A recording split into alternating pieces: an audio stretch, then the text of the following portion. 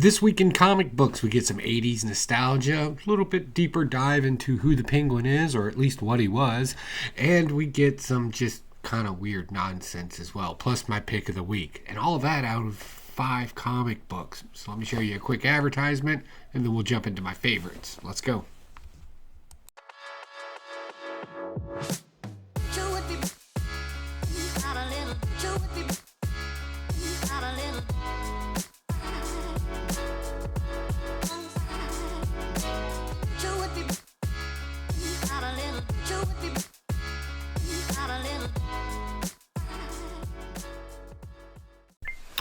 Oh yeah, one other thing before we kick this off. Happy Halloween, and I hope you got the kids the good candy. Not bullshit candy corn, not little tiny candy bars that don't mean anything. Get them the good stuff. It's been a rough few years. I think the kids deserve it. All right, let's jump into this week's My Favorites.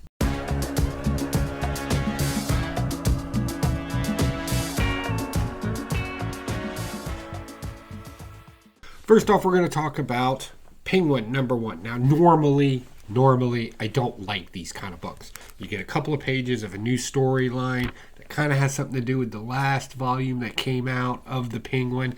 But then after that, it's all recollections of various Penguin stories and how he's kind of evolved over the years and more information about him. Normally, I don't like this. I think it's cheap at a $5.99 or $7.99 price point. I just don't see it, right? But right? We should always have exceptions in our lives. And this is one of those exceptions. With the show, The Penguin, coming out on HBO Max, which, by the way, non-spoiler review, I'm absolutely enjoying it. It's a little bit gangster, it's a little bit comic book, and it's all suspenseful. And I've been loving it for that. So this kind of coming out just kind of made sense. Yeah, it's probably a marketing ploy, and I'm falling for basic advertisement, sure.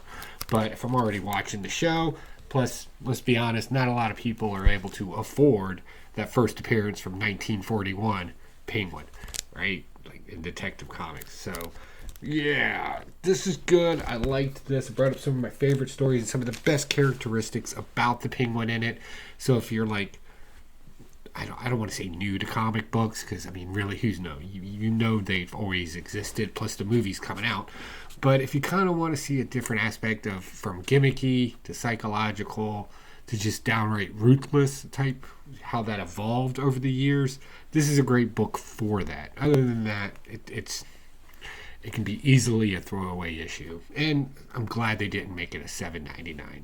They've done that with these kind of books before, and that's bullcrap. So this was good. It was okay. It was good. I like the Penguin. Moving on, let's talk about Sectaurs. Oh, 80s nostalgia all rolled up. I remember these toys. Oh man, I used to make my G.I. Joe figures, fight these guys, and because they were insects, they were all bad, right? And at kind of a surface level of this book, it can be seen as kind of like, well, pretty two-dimensional. Like, literally, the good guys are from a place called the Shining Realm, and these guys are from the Dark Domains, and they're bad, and you know, the young people are taking over for different reasons. So, you know, very, very simplistic story. You would think that. But this thing reads to me, when I read it, it's more like a Shakespearean type story. Remember, these are kingdoms, right? And the young prince is taking over because dad's asleep and some weird woo-woo spell thing. And the other side of the house, the kid wants to take over the dad, but really he's being manipulated by somebody. And there's characters all in between here. Some of his friends, very much like Hamlet. You know, you get your friends involved, and you get this kind of happen to learn and overcome things, or just power take things. And I thought that was very Shakespearean of this story, and that's why I enjoyed it. That's why it's on this list. Super cool. Moving on, Devour, pick of the week. Listen to me, pick of the week. So this is an extension of Hyde Street, that book that came out not too long ago. This is all from the Ghost Machine stuff from Image Comics. I liked this. This was smart. Topical, if you read it. It reads like, a woman wants to lose weight, and then she kind of gets this kind of delusion of what beauty is because weight is being lost. She's super skinny, and then how it happens generationally. And you can sit there and say that that's due to their expectations on women in today's society.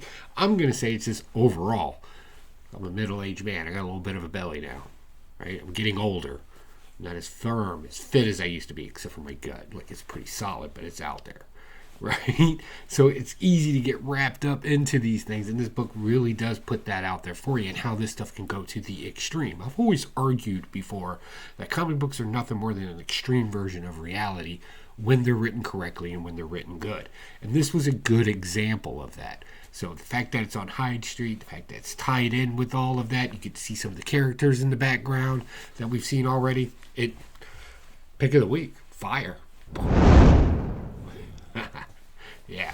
So yeah, definitely. If you're missing out on the Ghost Machine stuff, man, I don't know what to tell you. Like, I'm not sure what you would like in a comic book because it has it all for you. Creepy stories, just everything. Good stuff.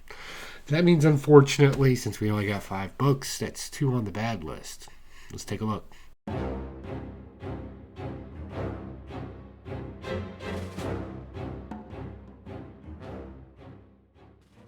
So yeah, I'm going to have to go ahead and throw Wolverine Revenge number 3 onto this kind of just didn't really care for it list. And this one, again, Wolverine's getting some revenge on characters that we know that have turned bad. One of them being Colossus, Omega Red, who's always been bad, and Deadpool, who's always been kind of, depending on how you need to use him. And he's kind of working his way up to Colossus, right? So he does the thing real quick in this book. He takes care of Omega Red, who's a savage character, takes care of him savagely. And in comedic form with Deadpool, takes care of him pretty comedically by knocking him into a nuclear reactor. And then, of course, as he has to fight Colossus in this. So the question is he's gotten to the big boss. We know it's a different type of world, future, where everything's going wrong. What's issue 4 going to be about?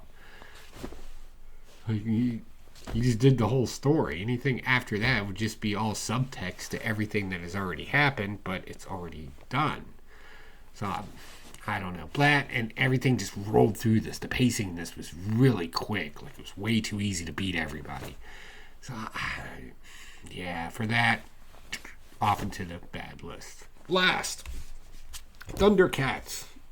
Yeah, I know. I said I was going to stop reading this. This is issue 9.